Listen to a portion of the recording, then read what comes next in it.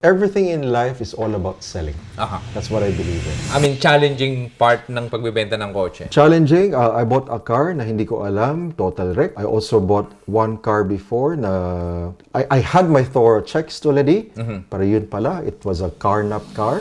I invested ₱500,000 pesos. Yung lahat ng kinita ko sa buy and sell ko, ibinayad ko sa kanila. And it was impounded. So that's lost investment for me. I don't want my story to end at this. Okay. I still have more to give and I still have more to do. 250. So, totoo talaga pala yung sinasabi ko.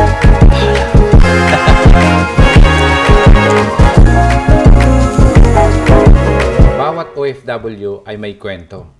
Pero may iilan na nagtiyaga at naglakas loob magtayo ng negosyo. Ngayong araw makakasama natin ang isang dating manggagawa at ngayon ay isa ng founder CEO ng recruitment agency. Walang iba kundi si Paul Zuzon.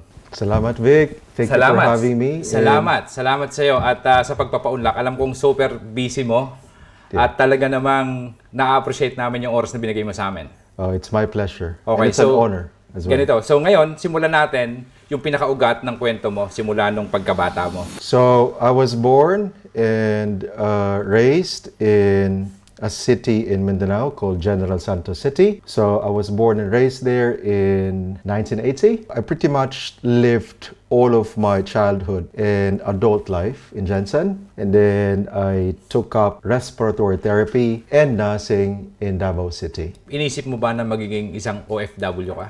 O gusto mo talaga mag-abroad nung bata Hindi, ka? actually. After graduating as a nurse, so I only took up nursing for 1 year. And then after that, I've worked as a nurse sa isang government-owned hospital sa Jensen. So after working there for 2 years, I also worked part-time as a clinical instructor. But at the same time, dun na nagsimula ang entrepreneurial journey. College days, I was exposed to my uncle who was into buying and selling second-hand cars.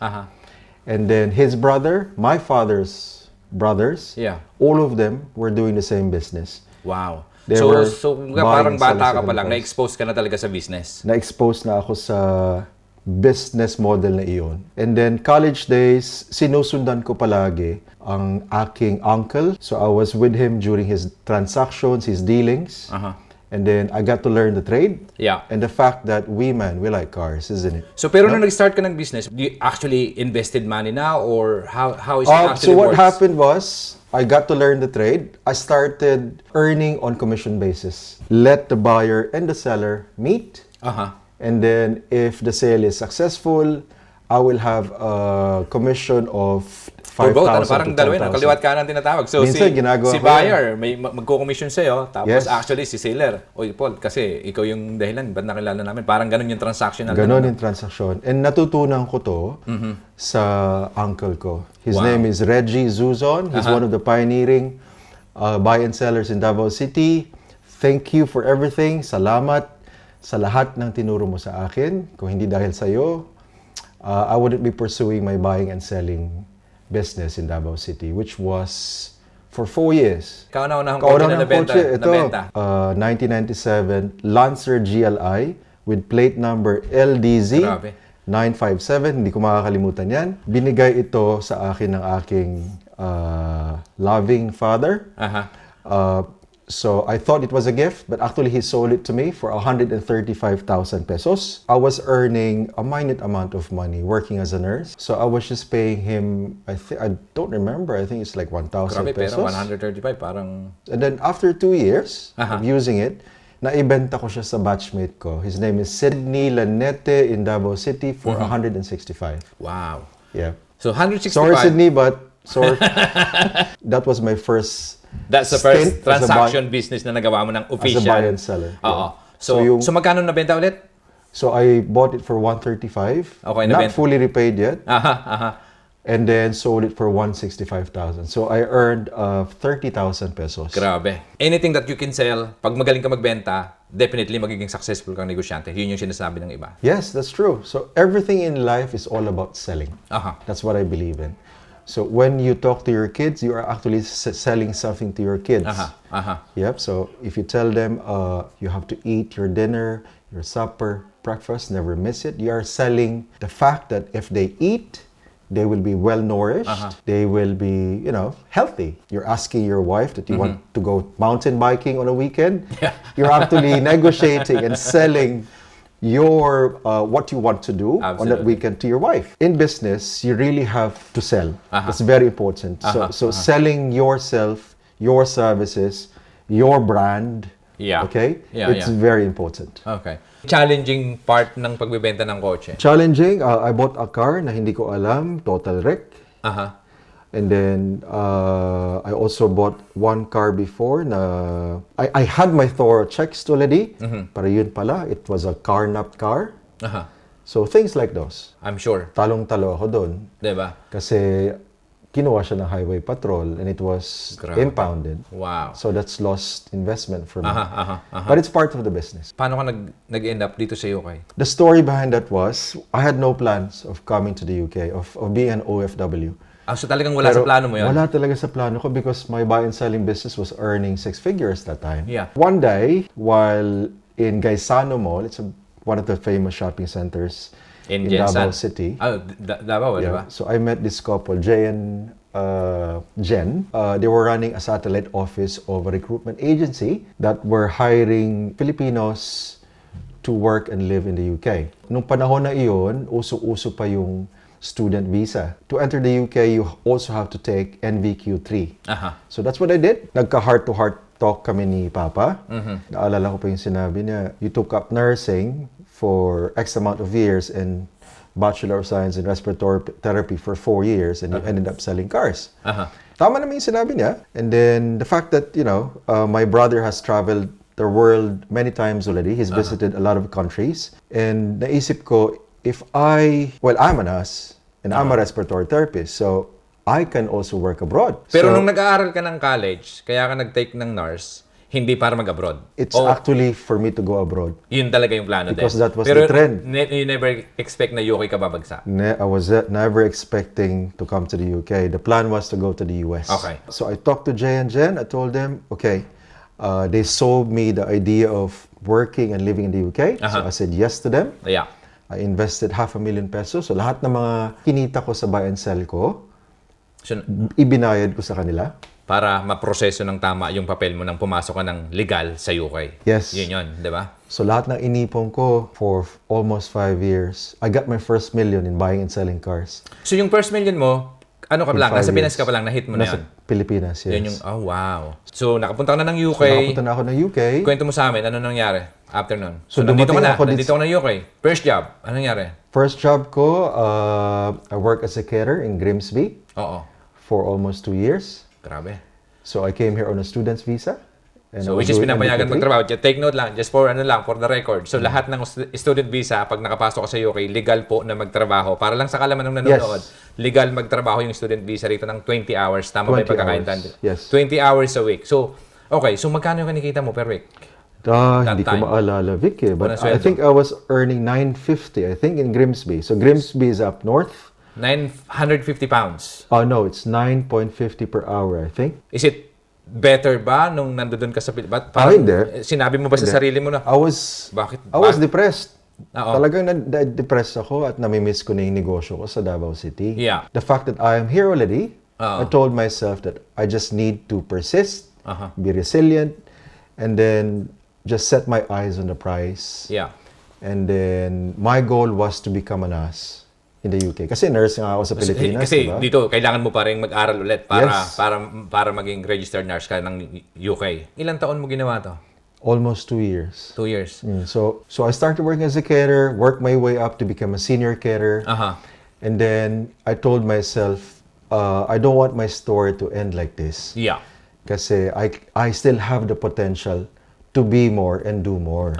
Kaya naisip ko na tumawag sa Philippine Nurses Association UK to ask for their advice. And then I was told to do the Overseas Nursing Program. So from Grimsby, I decided to take up Overseas Nursing Program with City University of London. So lahat ng kinita ko, lahat ng inipon ko, working as a carer, as a senior carer for more than a year, yun ang pinangbayad ko sa pag-aaral mo. Pag-aaral ko. Tapos sa City University of London. Yung renta, paano? Renta, tsaka yung cost of living mo. I was doing multiple jobs, Vic. Grabe. Believe me or not, I was a gardener. I was doing hedges of big houses in Ginawa mo Quincy. yun? Which is sa Pilipinas, sa tingin ko, I was a nanny. hindi mo ginawa I yun. was a chef. Wow. Yes. I was doing agency shifts as a caterer. Naglakas loob talaga ako na Sipag mo. kumita. Believe ako sa'yo. Yeah, Grabe yun. Hindi ko alam yan ha. At kaibigan Hindi mo pa tayo, alam pero yan. hindi ko narinig sa yung kwento nun. So innately, I'm a very workaholic man. I'm addictive to work. Yeah. That's in my DNA. Naalala ko pa nga yung sinabi ni Mama, nung bata pa daw ako, it seemed like I had ADHD. Because I was always out. I was doing multiple sports. I was a varsity in basketball, taekwondo, soccer, which is football here, the equivalent football. I was also a varsity in table tennis. Na-apply ko yun. Nadala ko yun hanggang ngayon. And then, traveling 2 hours one way, that's 4 hours every day for 5 years, going to work, working as a nurse. Never ako nag-complain kasi I had resilience in me. And I loved my work, I loved my job. Minahal ko na rin yung mga colleagues ko and the home itself and its residents. It became my family. It became a part of me. So, kung may opportunity that will come up in your plate, Hindi mo talaga palagpasin. you have to stay ready. It's not a matter of fact of being ready.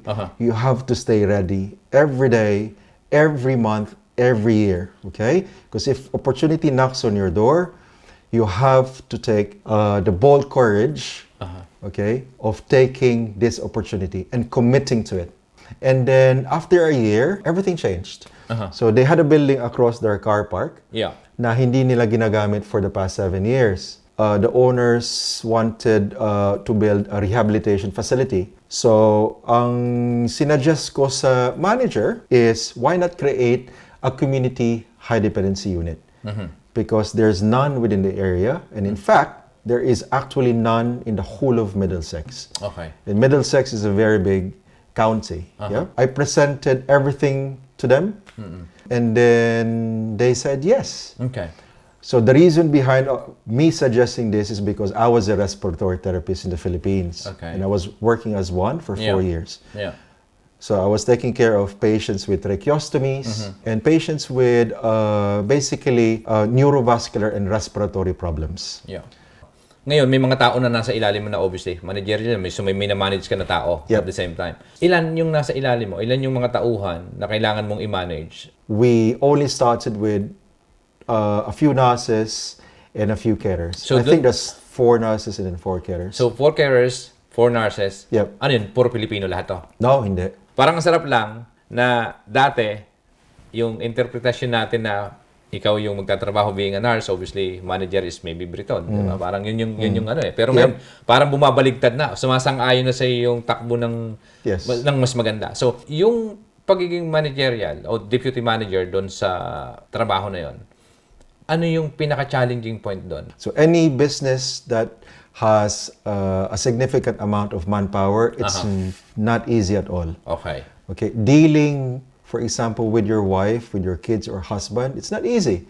What more if you're dealing with complete strangers from different ethnical and cultural backgrounds, with different belief systems, it's not easy. Tapos obviously nung natutunan, ano yung parang biggest takeaway mo? Managing willows, I think ang pinakamahirap doon is marketing and promoting it, Vic. Mind you, Vic, when we set this one up in June of 2017, for the first 3 months, wala kami ni isang pasyente. Grabe. So ang kailangan kong gawin is for 3 months, every day, I had to go to every hospital close to Enfield. I had to visit North Middlesex Hospital, Barnet Hospital. Para lapitan sila, para to promote the unit. So they can give us patients. Yeah. So yun yung mga bagay na experience-wise, pero determinado ko lang na sana may magawa rin ako dito sa company nito being a manager. So yun yung kaya mo ginagawa. I didn't even negotiate it with the owners and the manager for them to raise my salary. I mean, I set this one up literally from scratch. I helped them set this community high dependency unit up. But I was just focused on just giving value to them. pwede ka namang hindi mo na gawin yun eh. Pero you go extra mile para dun sa I went para the dun sa extra company mile talaga. because I wanted this community high dependency unit to work work. and be successful. Not only to work, but I want it to be successful. But eventually, after a few months of marketing and promoting, we were fully staffed. It was fully occupied, 8 beds. Yeah. Okay. And then we had a successful run for the first year. And then there were a lot of good feedbacks from hospitals, from the loved ones of the patients that we're taking care of. And then we also had a lot of good feedback from social services, blah, blah, blah. So it was a successful run. And then I was proud of myself because that was my legacy. Okay. That was like my baby. But I was still telling myself, I don't want my story to end at this. Okay. I still have more to give and I still have more to do. Okay. So ngayon, nakabili ka bahay dahil dun sa maganda na sinusweldo mo. Tama? Pero nang habang nagtatrabaho ka ba, being a manager dun sa Willows, inisip mo ba na ilang taon na lang magta-transition ako from business? So one night I was just talking to my wife. So we were just going through the numbers. I was just telling my wife, we have a 30-year mortgage. I will be working until the age of 68 until we pay off this mortgage and our bills and our loans and whatsoever. That's not the life that I have envisioned for me, for you, the kids, and for us as a family. Okay. Days after, I think this is also destiny. You know Shao Descaliar? I think parang sound familiar pero... One of the owners of Cubics agency. Okay, yeah. Parang na-meet ko sa entrepreneur circle natin dati. Yes. Yeah. He was part of FEC.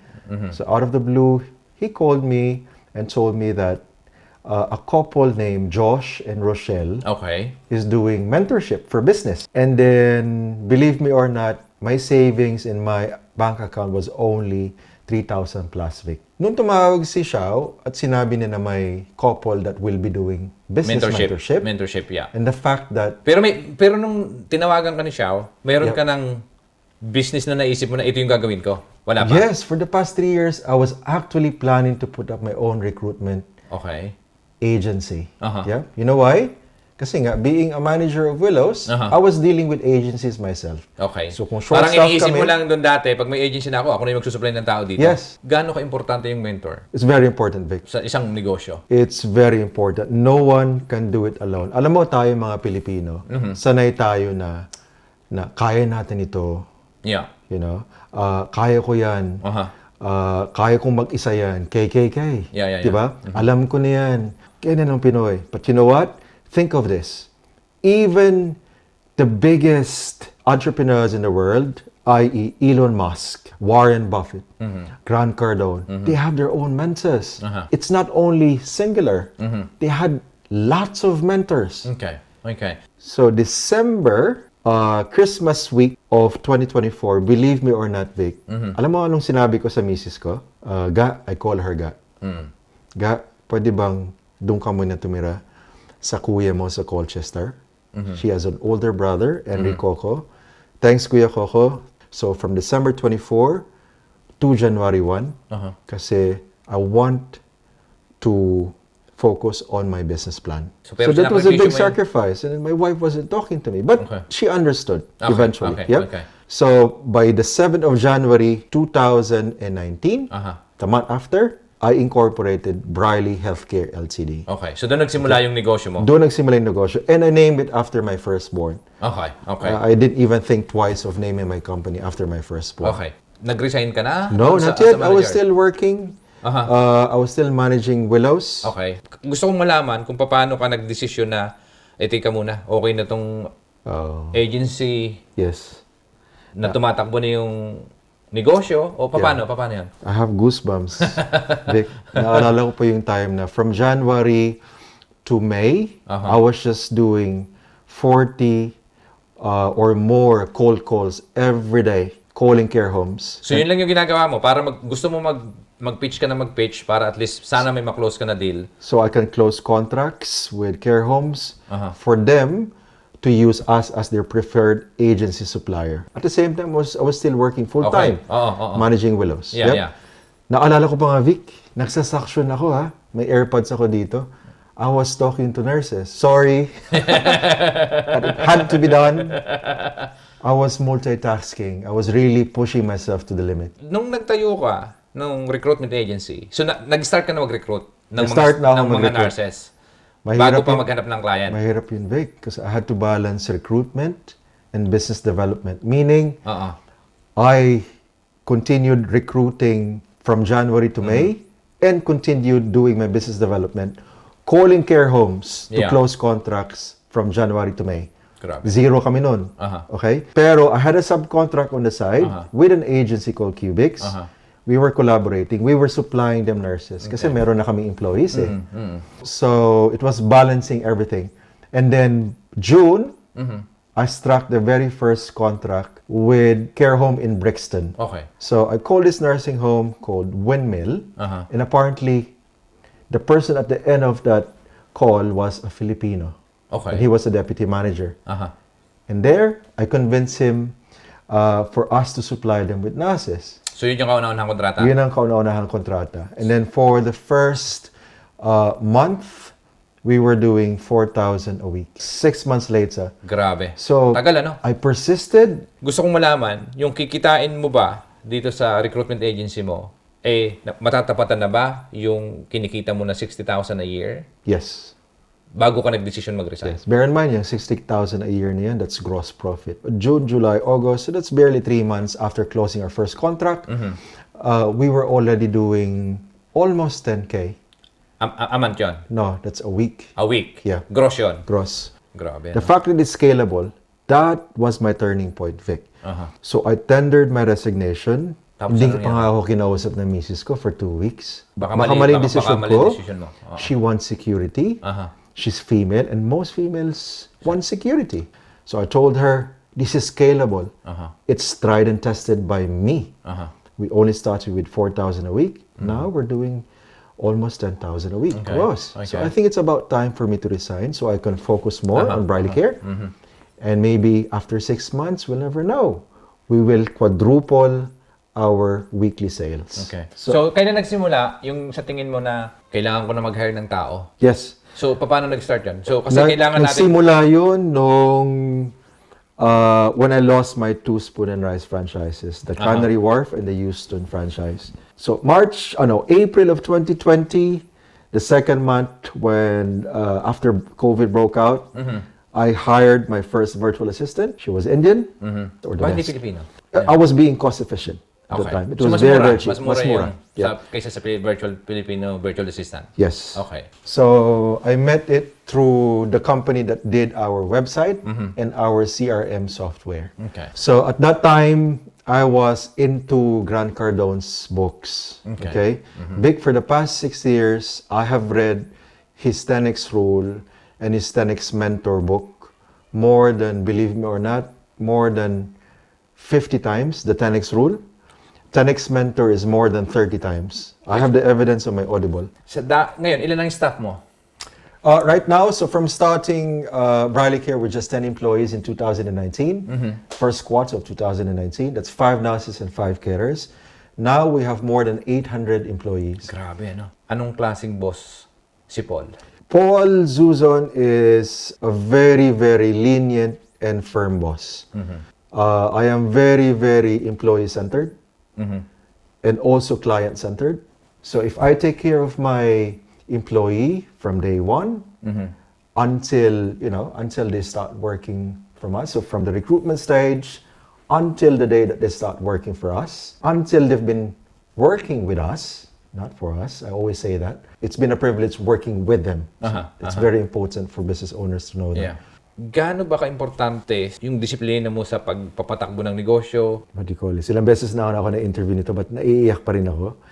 Is because I had the best father and mother. And that molded me to the person that I am right now. Okay? So they have given all that they had, all that they were, to mold me to the person that I am today. I will be forever grateful for that. Okay. Bigyan mo kami ng konting insight. Ano na yung mga accomplishment o achievement? Personal possessions are not an achievement for me, but for our friends and family, it is an achievement for them. Absolutely. Obviously, we've worked hard for this house, for the other personal possessions that we have, gotten over the years because of our hard work. But I think my achievement would be growing up my kids right, providing better opportunities, not hundreds, but I think thousands of people who has been employed by Briley Care over the years. I think that would be my achievement. That will be my legacy. My purpose in life, Vic, was only revealed to me 2 years ago. That was on the 4th year running Briley Care. My purpose in life is to help as many people as I can. Kung mawawala lahat sa'yo, bukas biglang nawala lahat, Yep. negosyo, pera, connection, anong una mong gagawin? At bakit? Okay lang. You know why? Because I have spent approximately 40,000 pounds on mentorship alone, on business masterminds, on trainings. And the experience alone that I have gone through running Briley Care for the past 6 years, that has molded me to a business owner or an entrepreneur who can start all over again. Yeah. So if I lose my house, if I lose my business, I can confidently say to you and your audience that I can start from scratch again. Guys, thank you for tuning in to Global Success Stories, or GSS. Thank you for following my good old friend Vic. To any nurses, senior carers, or carers that are currently working in nursing homes, if you are looking for a part-time job, if you want to increase your income, if you want to have extra income, please contact 0785 004 1028 or our office 0330 1330 528. That's 0330